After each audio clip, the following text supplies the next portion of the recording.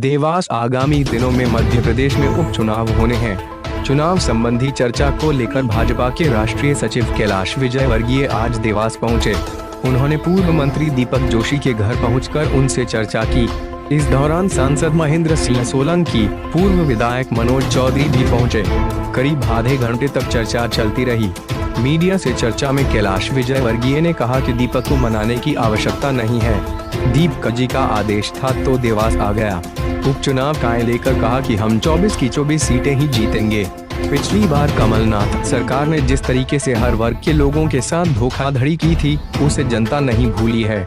उन्होंने आर्टिकल 30 को लेकर कहा कि यह अल्पसंख्यक लोगों को संरक्षण देने के लिए था, लेकिन उसकी आड़ में देश विरोधी गतिविधियां सामने आ रही है। इस आर्टिकल की समीक्षा होना चाहिए। इधर पूर्व मंत्री श्री जोशी ने कहा कि कैलाश जी का मार्गदर्शन हमें मिलता है तो बहुत अच्छी बात है। हाटपिपल्या उपचुनाव की रणनीति को बनाने के लिए कवायद शुरू हुई है। उस कवायद में क्षेत्र के प्रमुख कार्यकर्ताओं को बुलाया था। मनोज चौधरी भी यहां आए थे। देवास से आनंद सिंह ठाकुर की रिपोर्ट।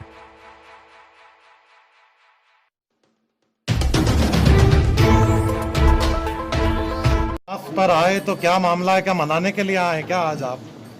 दीपक जी का आदेश था तो मैं आया उनके पास। मनाने की ज़रूरत ही नहीं है। दीपक जी लोगों को मनाते हैं। हाथ पीछे दीपक को मनाने की ज़रूरत नहीं है, नहीं तो जनसंघ की शुरुआत दीपक से हुई और दीपक के बिना भारतीय जनता पार्टी कल्पना नहीं हो सकती, इसलिए दीपक को मनाने की जरूरत है। पिछले दिनों दीपक जोशी जी का ही जो है बयान आया था कि विकल्प खुले हैं सारे, क्या मायने निकाले जाए मीडिया में जो आया था? अब आप मायने निकालो, हमारे लिए तो एक ही मायना है कि दीपक जी हैं भारतीय जनता पार्टी और भारतीय जनता पार्टी और दीपक जी, इसके अलावा कुछ मान लिया जाए। All is well ji, all is well, सब कुछ ठीक है। इतनी देर बैठक चली आपकी और चर्चा भी चली, तो क्या मान लिया जाए? मनोज चौधरी जी भी क्या चर्चा हुई बंद कमरे में, क्या कुछ बात? अब देखिए, चुनाव है, चुनाव के बारे में जितनी आगामी चुनाव के संदर्भ में जितनी भी रणनीतिक चर्चा होती है वो सब लोगों से बैठकर। हाटपिपल्या चुनाव की जिम्मेदारी आपको दी गई है? नहीं, मेरे पास तो नहीं है। हाँ। और कार्यकर्ता की हैसियत से मैं भी यहाँ पर आऊँगा। कैलाश जी, कितनी सीटें आप जीत कर आएंगे इस उपचुनाव में? 24 की 24। क्या चुनौती मानते हैं अभी इस चुनाव को आप? बिल्कुल नहीं। हाटपिपल्या से कौन होगा उम्मीदवार? इंतजार कर रहे हैं कि भारतीय जनता पार्टी के कमल का बटन कब दबाए, क्योंकि पिछली बार कमलनाथ जी की सरकार ने जिस तरीके से हर वर्ग के साथ धोखाधड़ी की, किसानों का कर्जा माफ नहीं किया, बेरोजगार नौजवानों को भत्ते की बात की वो नहीं मिला, हमारे वो दूध उत्पादक जिनको कहा था कि हम दूध उत्पादन में प्रति किलो आपको सब्सिडी देंगे वो नहीं मिली, वे महिलाएं जो कि छोटे छोटे सेल्फ हेल्प ग्रुप चलाती हैं उनसे कहा था कि उनका कर्ज माफ़ कर देंगे, वो माफ़ नहीं हुआ। बहुत सारे हर वर्ग के साथ धोखा किया, छलावा किया, इसलिए सब लोग कांग्रेस को सबक देना चाहिए। हाटपिपल्या का उम्मीदवार तय हो गया है क्या? हाँ, मतलब करीब हमें ऐसा लगता है भैया उम्मीदवार करीब तय है। कौन है दीपक जोशी? समय पर ये एक बयान आपने दिया था आर्टिकल 30 हटाने के लिए, क्या मानते हैं उस आर्टिकल को हटाने के लिए? देखिए, आर्टिकल 30 अल्पसंख्यक लोगों को संरक्षण देने के लिए था, किंतु उसके आड़ में जिस तरीके से देश विरोधी गतिविधियां पिछले दिनों सामने आई हैं, तो आर्टिकल 30 के ऊपर समीक्षा होना चाहिए।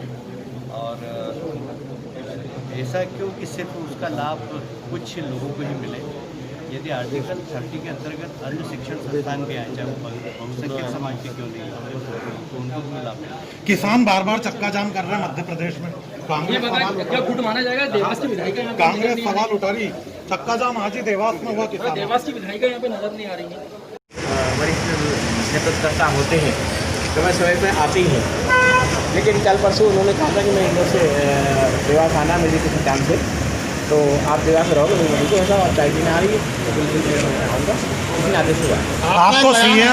आपको सीएम और प्रभात जो वीडी शर्मा जी प्रदेश अध्यक्ष और सुभाष भगत जी ने भी भोपाल बुलाया था, उसके बाद आज कैलाश विजयवर्गीय, तो क्या मनाने की कवायद चल रही है इस समय? मनाने की कोई कवायद नहीं है हमारी पार्टी कांग्रेस पार्टी है, जहाँ कार्यकर्ता के बड़ा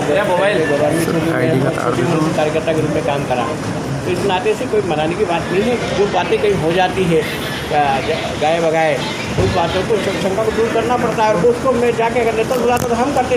सामने अपनी बात ये तो कौन लड़ेगा चुनाव को? मनाने की बात नहीं, तो फिर आपका एक जो है अखबार में बयान भी इस तरह का आया था कि सारे विकल्प खुले, तो उसके मायने आप मीडिया को समझा दीजिए क्या है। नहीं, विकल्प खुलने का मतलब मैंने कहा था, हमारे पत्रकार साथी ने पूछा था कि आपकी सीट पे मनोज चौधरी चुनाव लड़ रहे हैं। मैंने उनसे सिर्फ इतना कहा था कि बीजेपी वो पार्टी है जिसमें चयन की प्रक्रिया है। प्रक्रिया के तहत पहले भोपाल से नाम जाते, भोपाल से केंद्रीय समिति उसको मोहर लगाती, तो उन्होंने कहा नहीं उनका नाम फाइनल हो गया। तो मैंने कहा उनका नाम फाइनल हो गया तो मेरे लिए विकल्प खुले। विकल्प खुलने से तात्पर्य ऐसा था कि मुझे पार्टी कोई दूसरी जगह काम देगी, या तो संगठन में काम देगी, या अगर कहीं लगता है उनको उचित तो उस जगह मेरे को काम दिया जाएगा। तो आपको क्या लगता है कौन लड़ेगा चुनाव और आप उसका साथ देंगे? अभी जो रुझान जो हमें पार्टी की तरफ से पता चला है कि कहीं न कहीं देखिए समझौता तो पार्टी का 22 लोगों के साथ हुआ, ये तो आपने देखा। मंत्रिमंडल में स्थान भी कहीं न कहीं उन्होंने चिन्हित करे। आज मंत्रिमंडल में भी 2 साथी ऐसे जो विधानसभा में नहीं लेकिन मंत्रिमंडल में हैं। पार्टी ने जो बातें कहीं न कहीं उसके आधार पर तय की, उस आधार के कारण से हो सकता है कि ये 22 लोग जो सिंधिया जी के साथ आए हैं, अगर पार्टी ने उनसे कहा है कि विधानसभा में चुनाव लड़ेंगे तो हम उनका साथ देंगे। आप उनका साथ देंगे इन्हें के कुल मिला? भैया लगातार आपने मेहनत की, आपका एक क्षेत्र रहा, वहाँ से मंत्री रहे, विधायक रहे, अचानक जो है एक समझौता होता है पार्टी में, ऐसा नहीं लगता कि आपके साथ ये गलत हो रहा है? नहीं, देखिए मैंने कहा ना, ये मैं राजनीति को हमेशा इंप्रूवमेंट से रोका। मुझे लगता है कि मेरी जगह कोई अच्छा खिलाड़ी खेल खेलने के लिए आ रहा है तो उसे मौका मिले। जो पहले आपके विपक्ष में था आप उसके साथ के उसका साथ देंगे क्या? नहीं, ये राजनीति में उसके जो आने वाला चुनाव देखिए आज वो विचारधारा से आज विचारधारा से भारतीय जनता पार्टी के साथ जुड़े हैं। उन्होंने बाकायदा भारतीय जनता पार्टी की सदस्यता ली है। इस नाते से विपक्ष तो हो ही नहीं गए। क्या आपका समाधान निकला आज की मीटिंग में? जी, कैलाश जी से आपकी मीटिंग थी इसमें क्या? नहीं, देखिए कैलाश जी हमारे वरिष्ठ नेता है, राष्ट्रीय नेता है, बंगाल के प्रभारी भी हैं। उनका मार्गदर्शन अगर हमको मिलता तो बहुत अच्छी बात है, क्योंकि हाटपिया उपचुनाव है। उपचुनाव की रणनीति को बनाने के लिए कहीं न कहीं कवायद शुरू हुई है। उस कवायद में कुछ क्षेत्र के प्रमुख कार्यकर्ताओं को मैंने बुलाया था। मनोज चौधरी जी भी आपने देखा कि यहाँ आए हैं।